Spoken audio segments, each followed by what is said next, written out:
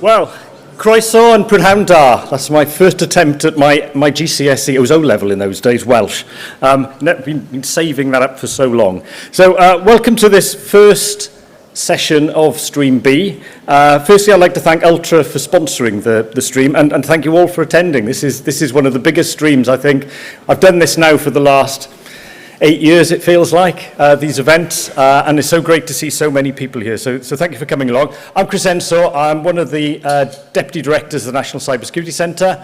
I'm responsible for all things to do with cyber growth that NCSC gets involved in. So without further ado, I would like to introduce the panel. So starting with Richard at the far end. Yeah, good afternoon, everyone. Rich York. So I've got a couple of hats on. I run the cyber cluster for Cheltenham and Gloucestershire called CYNAM, and I'm also chair of the UKC3, which is a national body set up in May last year, working with other cluster leads to support the work, of all the cyber clusters across the country. I'm Emma Philpott, and I'm the CEO of IASME. So we are the Government Cyber Essentials partner. But we also do things like we train unemployed neurodiverse adults, and then we support them into cybersecurity roles. So again, a few hats as well. Cool. Hello, everybody. I'm Ben Spring. I'm a previous Cyber First student, and I'm the co-founder and managing director of TryHackMe, an online cybersecurity training platform with over 1 million users. Hi everyone, I'm Nadia Kadim, CEO of NAC Cyber. We provide a cybersecurity and GDPR compliance platform for small to medium businesses. Good afternoon, everyone. Welcome to sunny Newport. I'm a local, so welcome. I'm Pete Burnap. I'm Professor of Data Science and Cybersecurity at Cardiff University, where I lead the Centre for Cybersecurity Research, and I'm also seconded to Airbus to lead cyber innovation around AI. Thank you all. So we're going to have a conversation. There is Slido available, and if we get time at the end, we'll try and take some questions from the audience. But just to kick off, I'll just give you a bit of context. So any Harry Potter fans in the room will know that the Felix Felicis, something like that, or liquid luck is a potion that improves the odds, basically. And I often quite like quoting a guy called Ethan Zuckerman. He talked about the idea of engineering serendipity. And that really comes from the ability to make, improve the chances of luck happening. And that was very much what, in Harry Potter, what the liquid luck potion was about. How do you improve the odds? And really that comes down to how can you create international, national, and local ecosystems that will bring together key players and so into a place that magic happens. And I think it's all about how do you deliver a sort of a national impact at a local level. And so you've got all these ecosystems working together. And that's really what I would like to explore with the panel today. And just before I came in, I did a little bit of Googling in terms of what do we mean by an ecosystem, because it's a word that's used an awful lot these days. And very much, this is what the stream is about. So I looked it up. It says a geographic area where plants, animals, and other organisms, as well as weather and landscape, work together to form a bubble of life. So it's how do you create that bubble of life? And I think this is what we're interested in exploring today. And I'll come to Richard first. When we're trying to do this, how can we improve? It's kind of new for us in this space. How do we improve how we build an ecosystem? Because I think it's something you've had experience of with the clusters around the country. Yes, I mean, and it goes back a number of years, the work of the clusters with actually Emma and going back as far as 2014, perhaps even further. And it's kind of happened as a result of that local focus and having leaders within those areas trying to bring together communities of like-minded people with that same mission of helping grow the cyber ecosystem. And so what we've been doing in Cheltenham, I guess more recently since we formed the cluster there, is looking at who are those different organisations that we need to convene and provide a platform for sharing ideas, for knowledge exchange, for making those connections so that they can then go on to innovate and implement the solutions and products that we need for the future.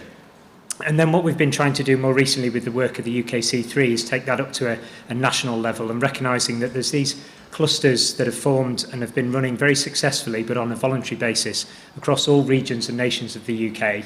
And how can we support that? How can we enable those clusters to amplify what they're doing at a regional level so that it can have a national impact? And as a result, we've secured funding from DCMS to drive that work out into the regions and really tap into that expertise that we have there.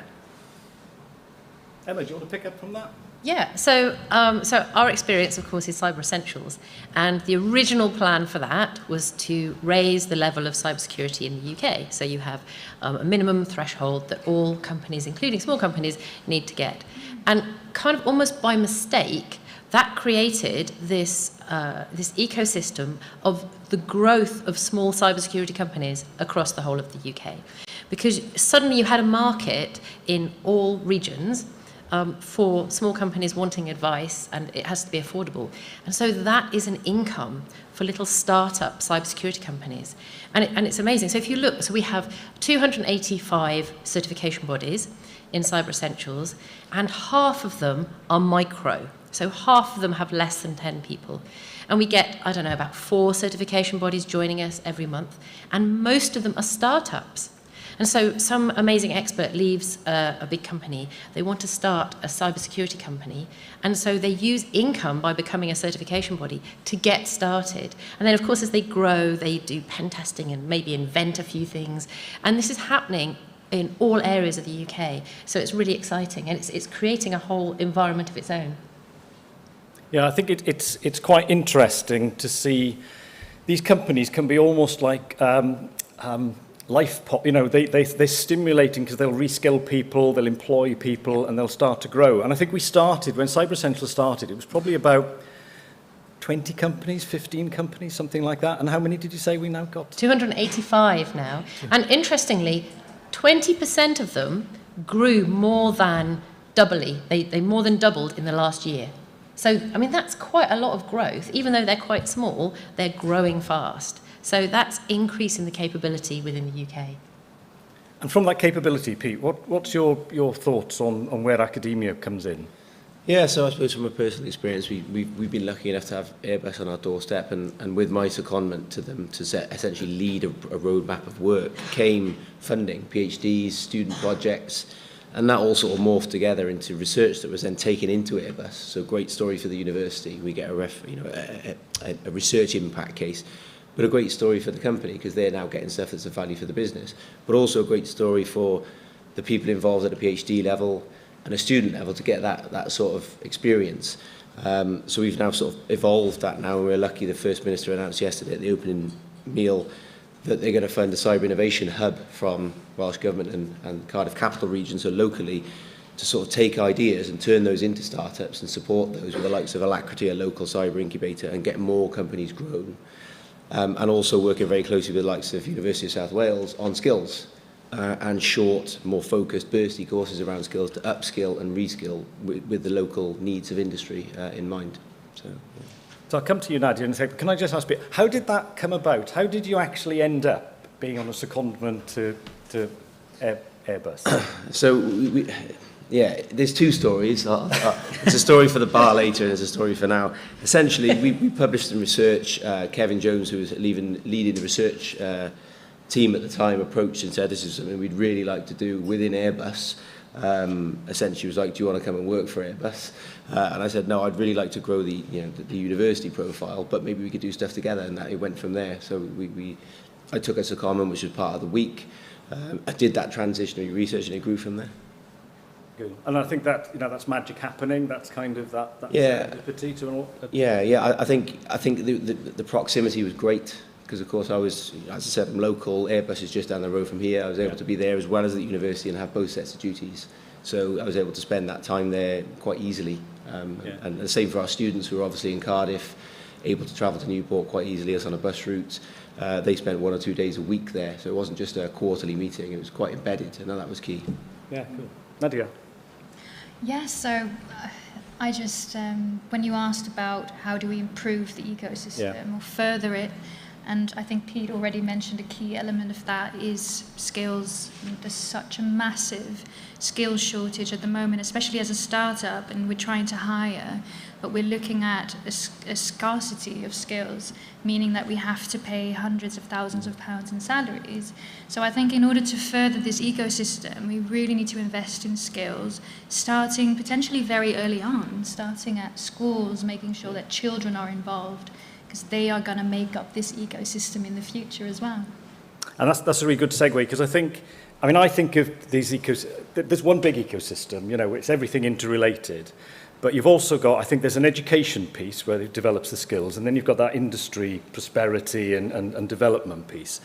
And ultimately you have to link the two together. And I'd kind of like to bring in Ben here, because I think you're a really great example of where those two things have come together. Can you tell us a little bit about your journey from CyberFirst into where you are now? Yeah, absolutely. So CyberFirst was life-changing to me, giving me the different industry opportunities, from training to connections to the CyberFirst bursary, which supported me throughout my studies, allowed me to focus on growing my own technical skills. And those opportunities that CyberFirst presented to me helped with building TryHackMe, the training company. It was really great to actually go through my university journey, go into these companies, sort of witness firsthand sort of different organizations, different departments, and understand the training needs for each of these different companies, and then take that for the learn and actually make TryHackMe, which is really important for the hands-on aspect of cybersecurity. And you're kind of a bit of it's what we set out to do. When CyberFirst was first set up, it was modelled on the Israeli Talpiot scheme, which was all about identifying talent really early, supporting them through university and then out into industry. And you're just a great example of spotting that talent early and then helping you to develop. And then it's great to see where you've got to. Yeah, thanks. And it's great because opportunities that I got from CyberFirst, hopefully now that I myself and TryHackMe can make more of an impact. As I said before, the skills that I acquired over the scheme, I'm now putting into TryHackMe and sort of trying to build this training platform that caters to millions of other people around the world. So by one person, the ecosystem, I think everyone's I think every single person has a part to play in the ecosystem, and I think my part in the CyberFirst scheme especially was those opportunities given to me, and I hope to create new opportunities for other people through a platform like TryHackMe. And that's great to hear that you want to feed back and try and grow the next generation, because it's that's how it'll keep going and that's how it'll become sustainable. Nadia, you did NCSE for Startups, or the accelerator as it was in those days. What do you think the benefits are of collaborating with government and the sorts of things that we got involved with? They're massive. The benefits are incredible. So a year and a half ago, my co-founder and I, we started NAC.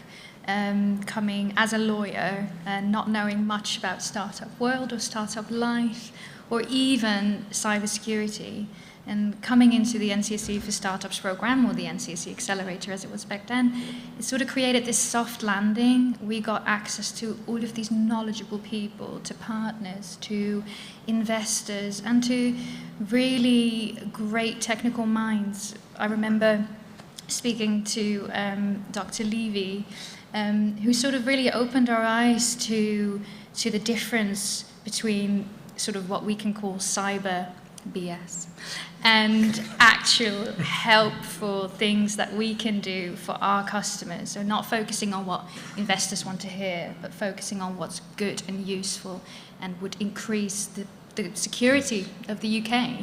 And so I think I can honestly say that we would have had a very different start, definitely not the flying start, without the NCSE for Startups program.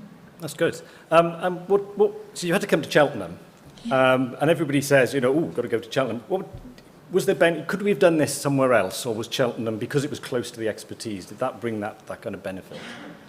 I think there's two elements to that question. Firstly, the fact that it was in person was incredibly important, and there's other accelerator programs that are either hybrid or mostly online, and they're just not as good.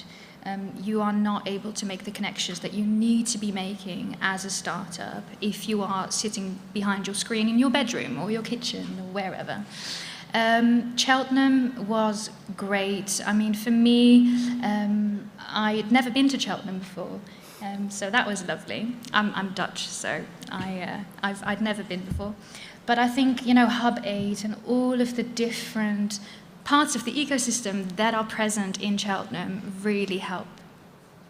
Actually, I'm going to come to Richard for a second. So do you want to talk a little bit about Hub 8? Because Nadia's just sort of introduced it, but it was an interesting sort of, it happened kind of thing. Yes, well, yeah, it kind of maybe it appeared that it just happened, but behind the scenes there was a lot going on. So for those of you that don't know, Hub 8 is well, it's more than one actually. It's a series of co-working spaces within Cheltenham and Gloucestershire, and it started back in, I suppose, 2017, 2018, where a colleague of ours now, Bruce Gregory, and his team were looking to set up a co-working space within Cheltenham. They were getting frustrated by seeing lots of building work, but it was actually building what he phrases as a retirement ghetto, which and he was saying, but there's so much more to the town. It's got a thriving scene, and we need to create spaces where people can come together to innovate and collaborate.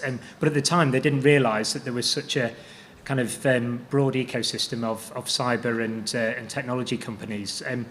So he came across, went to one of our sign-on events in 2017, started to interact and engage, that engineered serendipity, if you like, and instantly saw the opportunity there. And then within nine months or so, they'd converted a space within the brewery quarter in Cheltenham, 10,000 square feet of co-working space, and just launched it, very excited, lots of interest, and of course COVID hit and no one was able to leave their homes. So, but despite that, Bruce and the team and you know, with the support from the ecosystem, sort of pressed on, and they now have a co-working space in the town centre, one in partnership with Gloss Coal, just next to the Donut, and another innovation centre called the Minster Exchange, which will go live in September. So it's certainly been a journey of ups and downs through COVID, but actually we've now got these 3 sites, all of which are fully subscribed, and it's great to sort of have that mix of people from different backgrounds, different organisations, so from SMEs, medium-sized companies right through to big primes, and even government having a presence there. And I think there's 3 good examples that I would pull out of the whole engineering serendipity bit. So we never thought when we set up NCSE for Startups and the Accelerator that it would have that effect in the local community, that as a result of bringing companies to Cheltenham, some would want to stay there, and I think we've had about half a dozen, I think, have stayed. But the space has been created for them. And then there's Emma talking about when we set up Cyber Essentials, it was all about how do we raise the bar. Yet it's created this network of trusted companies right around the UK. And Nadia's point about bringing it in, doing these things in person, where you have those moments by the tea or by the water, or you know, going for lunch or wherever it happens to be, where you meet somebody and just that magic happens. And I think that's the thing. And how do you plug all those together? And how do we create an environment in which that happens? That's really interesting. Go on to my next question. So collaboration and relationships are important to ecosystems. What do you see as the most important factors in creating trust between different parts of the ecosystem? I think, Emma, you're going to kick off on that one? Yeah. So I think we've done quite well in terms of, you know, all the stuff that we've talked about. It's, you know, it's amazing and it's great. I think we've still got places to go, particularly in terms of the smaller companies and the less technical organisations out there, because they need to trust that who they're talking to is somebody that they can rely on. And I think we've started doing that. But, I mean, even, for example, IT providers, you know, how do you know that the organisation you're talking to is a trusted organisation that knows about security and that has your best interests at heart?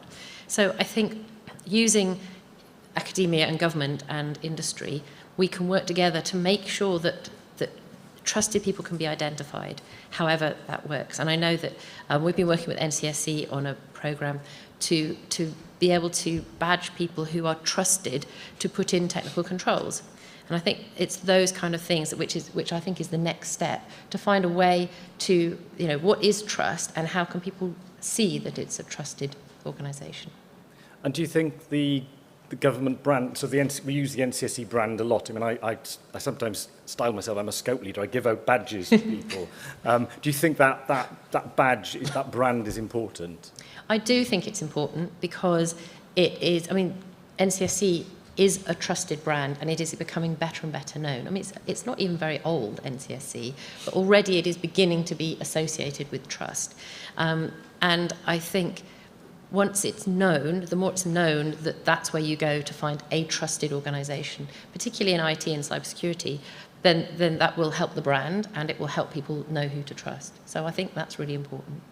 And I think just to add to that, sorry to interrupt, there's a role there for the clusters to play in terms of pointing into their own regional ecosystems and finding those small businesses in particular that are operating, as trusted bodies within their local areas. Yeah. And Nadia, what's your thoughts on are there other ways you can build trust relationships? I really like what Emma just mentioned, and trust is definitely, I think, a key element of the ecosystem. And trust and understanding that we all come from different places within that system. We've got academia, government, and industry, but we've got one set of goals or one main goal. But it's understanding that we might come at it from a slightly different perspective, and creating compromise somewhere in the middle. If I take an example of speed, we all know that government and academia aren't the most well known for speediness, whereas startups want it to go faster, faster, faster. And I think that the solution lies somewhere in the middle. I mean, we can't wait too long because startups might go under then, but we definitely need to sort of come together, and I think that creates the trust. Pete, do you want to respond on speed? I think there was a gauntlet. I feel awful there. now. I'm slowing things down. No, but it does come. My point would be delivering for each other. I think the key thing around trust is all well and good having, on paper relationships, industry, academia, industry, government, academia, government. You've got to deliver. There has to be outputs at the end on both sides of that. In the short and longer period, that has to happen. That then enables longer term partnerships, and the longer term partnerships obviously enable more trust. That then, in my experience, leads to bigger things. So that allows you to sort of layer up all the time, go bigger and bigger and bigger. And the more you go bigger, the more it benefits other people in the ecosystem. Right. So I think that's key for me. That delivery over time, 100%, I would say, is my first thing around trust. Oh, it's interesting. So I think I saw one of your colleagues from Cardiff on the Airbus stand earlier downstairs. So you're not the only relationship so it's grown. How did that well, so get there, so the relationship led to funding of PhDs. It's probably Matilda that you saw downstairs, who is now the head of cyber innovation at Airbus, who's an ex-Cardiff PhD. And also Prof. Phil Morgan is down there, who's sort of replicated my role on secondment around human factors. So he's a professor of psychology, human factors, and he's now leading the cyber innovation aspect around human factors, security culture within the organisation and that sort of stuff. But again, that's largely due to delivering on the initial aspect, co-location, continual communication around strategic plans, then that discussion evolving into how can we bring others in, bring other people in, more students now in psychology, more undergrad placements, etc., and so on and so on. And going then into the Cyber Innovation Hub, also now other bigger companies, other smaller companies, Tramshed Tech are now involved, so we've got startup space, Alacrity Cyber involved, incubation. So it all bred from that initial delivery of stuff that we started out doing. Yeah.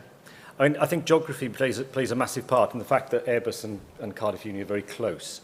I talked a little bit about we set up the accelerator in Cheltenham, and that's because a lot of our critical mass of expertise is in Cheltenham. And we don't travel far. So you almost have to, make it easy for the expertise to go and do that stuff. And so having in Cheltenham means that it's not that far for them to go. If it was anywhere else, it becomes quite challenging. So it does, but then you look at what Tally's doing, for example, in Ebervale, which is 25 minutes from here, but it's an hour from Cardiff, and it still works because there's still that tied identity to the location. So even if it's not dead on the doorstep, it is there. It still works because everyone's sort of bound into this sort of, I suppose, the narrative around the regional cyber ecosystem and what that is and what that's doing. So, So Nadia, you don't live in the UK. So how have you kept your links back that you've built over time? I think that's all to do with the fact that it was in person and we were able to make these real connections with people from the NCSC, from government, and that we had these faces that we knew, these voices that we knew from having the coffee and the lunch and the drinks. And that just made me keep coming back. And also the NCSC and everyone involved with the NCSC for Startups program are just very good at prolonged involvement of their alumni. And so you really feel like you have sort of like a home to come back to into Cheltenham or go to Wales. But yeah, that invitation always stands, and you have a soft landing and a soft place to land, even years after the program. So that really helps.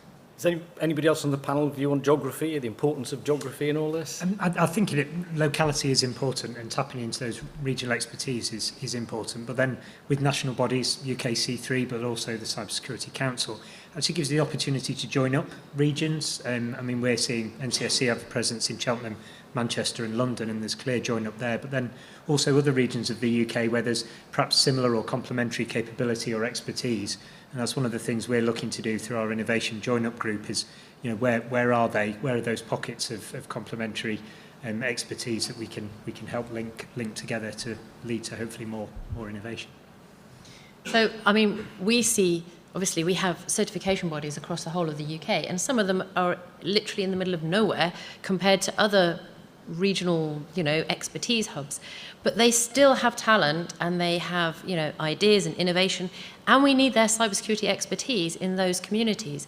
And so I think for us, it's not in person and it's not gathered around an expertise. So we have to provide that, you know, to our network online. We have to visit them. But we have to have online support and training and events so that they can be far away from any other expertise, building their own centre of expertise. And that sometimes can be quite challenging, but I think it's really important. Do you see them naturally band together in a particular area, or do they see themselves as competitors? We see a lot of them banding together, but it tends to be not so much in geography, but in size. Okay. So the micros, one of them might get quite a big job, and they will have met others on the training and at the certification body meetings we go to. Okay. So they make friends at the certification body meetings, usually saying, oh, you know, has IASME told you this? And they make friends, and then when they get a client that's too big or they need some support, you know, or maybe they're ill, you find these groups of micro cybersecurity companies banding together and working together. And that's, you know, that's absolutely brilliant, because then they grow each other and they support each other. Engineering serendipity. Exactly.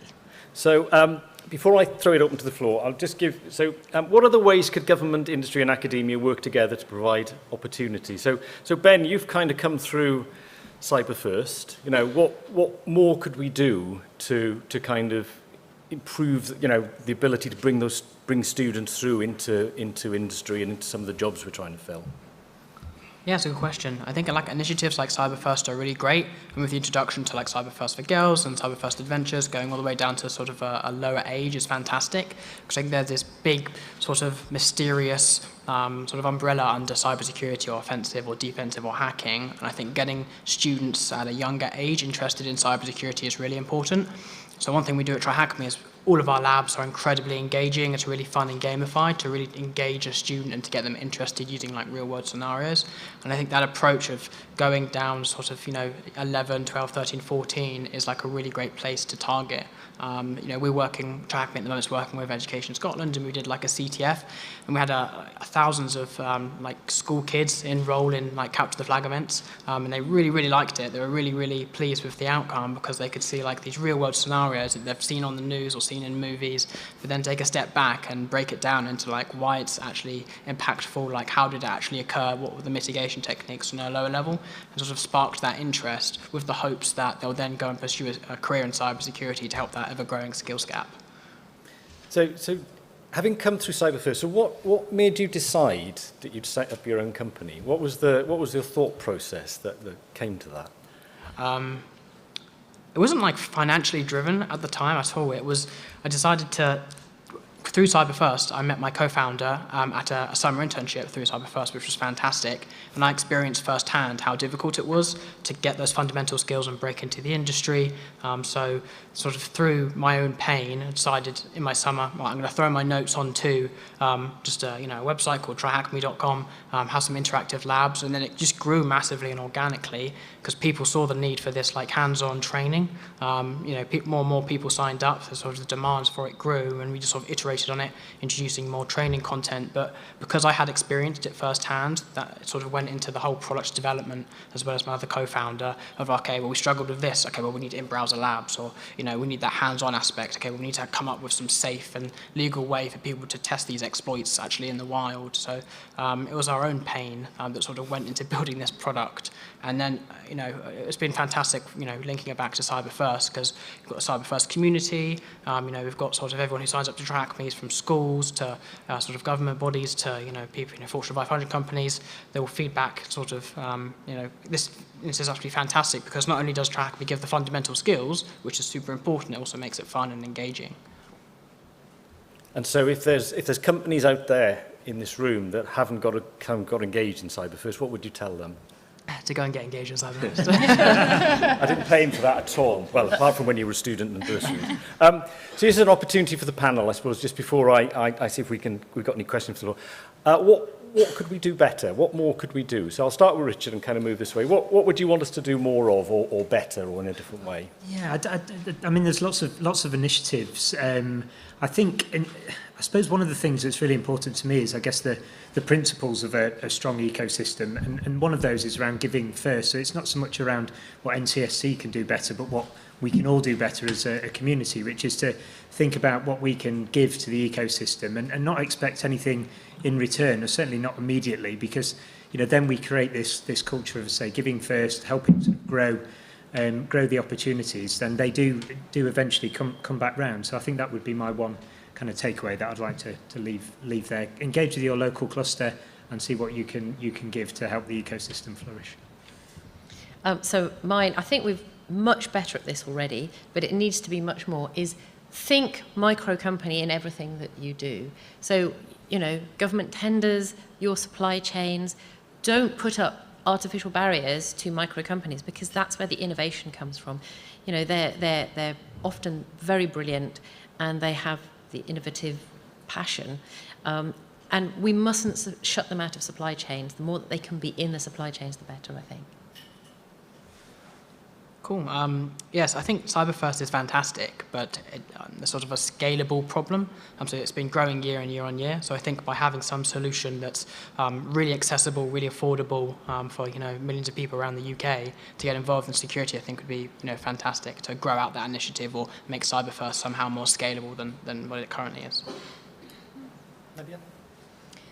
I think we have to be more transparent about what we can do to help other companies, either big or small, government, industry, and be more transparent about what we are experiencing in terms of cyber as well. So if you think about incidents happening, there's a lot of intel, but very little to be found on those incidents, which can make especially the smaller companies and the micro companies that Emma was talking about feel kind of alone and almost sort of ashamed. And I think we need to ensure that we work together as an ecosystem to reach our common goal, which is to make the UK safer, to make individuals safer. And in order to do that, we just have to be honest and transparent and just try to be as helpful as we can. I can't say give universities more money, can I? That's not going to fly. Well, you can say it. Give universities more money. No, generally, I think joining the dots, I think, would be a key thing. I think about what NCSC did with the academic liaison officers with their academic centres of excellence, who were out there understanding what was happening within there, and then understanding what they were doing in their industry partners, and then they'd all go back and then there'd be discussions about that. Kind of feels like that would be actually quite useful more generally. Talk about ecosystem, we've got our regional clusters, how do we join those together? There's some great stuff actually going on around that, but the people doing that are busy doing everything else. Actually some targeted investment to try and join those dots a little bit between industry, academia, across the ecosystems, across the whole UK, but even locally within the ecosystems, there's a bit more support there to make that happen. I think it'll go a long way. So on that join up, you've kind of triggered something in my head. So we started running something a while ago called Cyber Invest. It was probably about 5 or 6 years ago now that we launched it. And the idea was it was a kind of matchmaking group that brought industry who are interested in investing in in research with the researchers. Yeah. And kind of we did almost have speed dating sessions and in places like this. Because we were finding the companies just didn't know how to start, how to engage with a university, because it's a big organisation. Do you think something like that maybe we should do more of? So there's that matchmaking exercise, which is great, but then as you go back to my previous point about delivery, it's like, how do you make sure that happens? You know, how do you make sure, it's all well and good saying you put the onus on academics to work with industry to make sure, you know, research bids are written or startups start, but those people are really busy actually doing all the other stuff that they're already doing. So it's how can you create a pipeline for them? Is there a role for somebody or a team of people to sort of try and push that along a little bit, try and get outcomes from those interactions more than what already happens organically with, you know, what would obviously happen if you had a meeting? I don't know, it's a slightly different way of doing things, but it might see things sort of push forward a little bit more. So engineering serendipity. I would say this, wouldn't I? But I see that very much as a role of the clusters as well. There's, of the 3 pillars, one of the central ones for every cluster is around innovation, join up and growth. And yeah, perhaps with more funding for the clusters, we can do that as well. So the problem when I do these kind of things, I get so engrossed in what the panel are saying that I forget about time and things like that. Are there any questions from the floor? Has Slido got any questions? If not. Okay. Can the panel provide their views on the ecosystem of support for commercialising academic research? Who wants to take that one? So I can talk about it a little bit. So the Cyber Ace app is great, right? And it is really good. And there's some really good success stories. We've had a number of people from our team go through it. I think one of the things that holds academics back a little bit is that while there are some really good academics who will succeed, there are also really good academics who never will. They're not cut out for that sort of thing. And I think we need to sort of help them a little bit more, which again, plug for the Cyber Innovation Hub, essentially is trying to work together with incubators who are bringing entrepreneurs in and training them in entrepreneurship and matchmaking those with academics with the idea. We'll see if it works, but that's the principle. Is trying to create those links between people who want to do a startup and the IP and matchmaking that a little bit more to try and support people within academia who aren't necessarily they're not geared towards it, but you've also got people who would just get hoovered up into a top-end job straight away, you know, and their IP can sit on the shelf. So yeah, try and do a little bit more of that. Okay, Nadia, did you want to come in on that? No. Okay. I don't think I would have anything useful to add to that. Ben, you come through academia. It's difficult because I did my dissertation on parts of TryHackMe, so I want to say, like, I think the problem, maybe to flip it on the other side, is that I spent like a whole year trying to figure out how to do some really cool like network scalability for TryHackMe, and then all of the work and research that went into that project, and then as soon as my university studies were finished, I put that into TryHackMe, and I'd want that IP and everything to be, you know, remain mine. So making it more accessible, I think, is potentially, you know, good in certain aspects. You know, it depends on the subject, but yeah, hopefully, you know, more of the IP or more of the research can be actually applicable to the industry after, you know, spending many years on it, or a year for dissertation or whatever. Okay. Go on then, last one. Last one. Okay.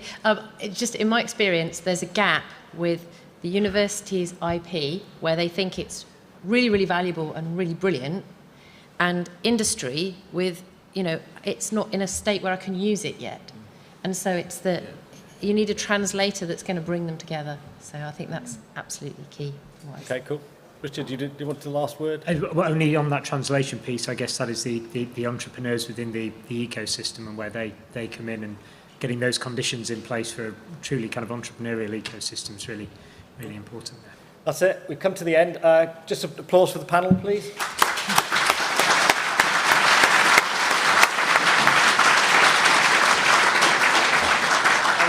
Thank you all for agreeing to be on it. I hope you've had something from it, and that's the end of this session. Thank you.